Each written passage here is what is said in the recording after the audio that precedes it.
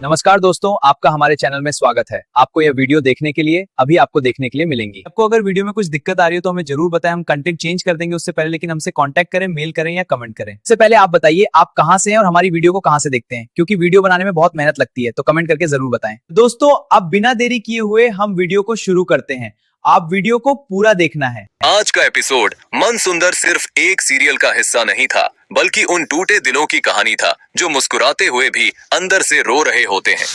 कहानी की शुरुआत उसी पल से होती है जब स्पर्श सबके सामने बिना किसी डर और हिचक के रूही से वह सवाल पूछ लेता है जो किसी की पूरी जिंदगी बदल सकता है।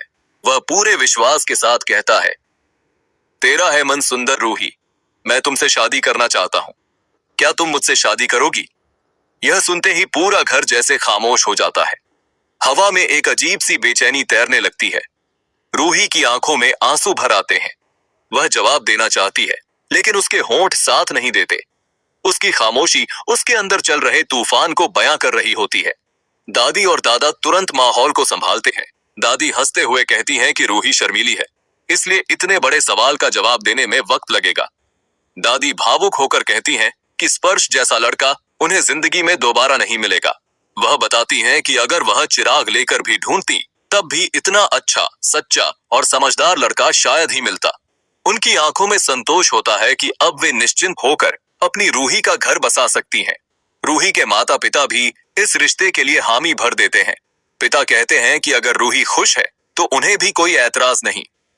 घर में खुशी का माहौल बन जाता है। मिठाइयां आती हैं, बधाइयां दी जाती हैं। हर कोई इस रिश्ते को भगवान का आशीर्वाद मानता है। स्पर्श और रूही एक दूसरे के सामने अपने प्यार का इजहार करते हैं। रूही कहती है कि वह स्पर्श से अपने आप से भी ज्यादा प्यार करती है। उसकी हर सांस, हर धड़कन स्पर्श के नाम से चलती है। स्पर्श वादा करता है कि वह जिंदगी भर रूही का साथ निभाएगा, चाहे हालात कैसे भी हो। लेकिन इसी खुशी के बीच कहानी में वह शख्स दाखिल होता है जिसकी मौजूदगी ही रूही के दिल को कांपाने के लिए काफी है। नहर। नहर जैसे ही घर में आता है, उसका चेहरा देखकर साफ पता चलता है कि वह अंदर से पूरी तरह टूटा हुआ है।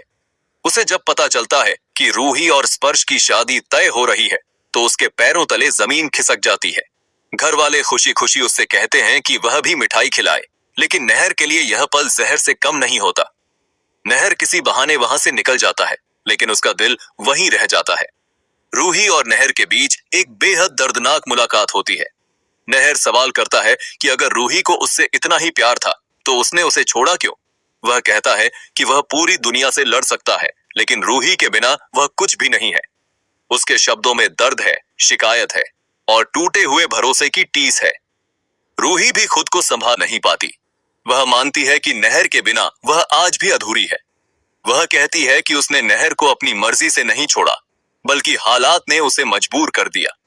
दोनों एक दूसरे को समझाना चाहते हैं, लेकिन हर बात गलत वक्त पर कही जाती है। हर शब्द एक नया जख्म दे जाता है। इसी बीच घर में शादी की तैयारियां तेज हो जाती हैं। पंडित जी से मुहूर्त निकलवाने की बात होती है।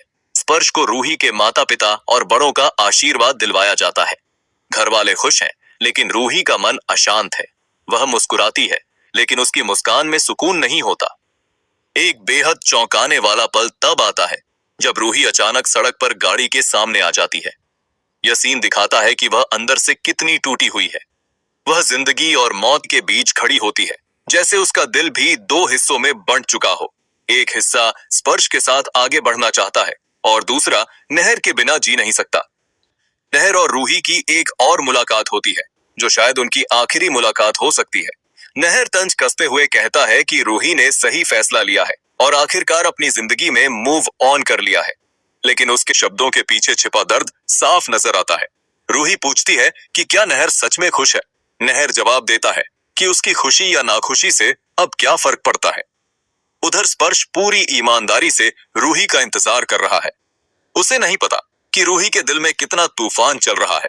वह मानता है कि प्यार में भरोसा सबसे जरूरी है और वह रूही को पूरा वक्त देना चाहता है। एपिसोड के आखिरी हिस्से में रूही अकेले खाटू श्याम जी के मंदिर में खड़ी होती है। वह भगवान से सवाल करती है। वह पूछती है कि उसकी जिंदगी में यह कैसी परीक्षा है जहां हर फैसला किसी न किसी को दर्द दे रहा है।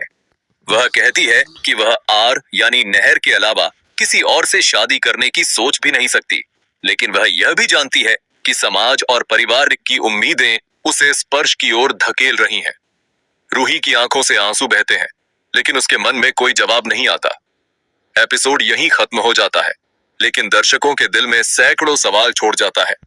दोस्तों, ये वीडियो हमारे चैनल पर बहुत मेहनत और सच्चे दिल से बनाई गई है। आपका एक लाइक हमारी अगली वीडियो की ताकत बनता है।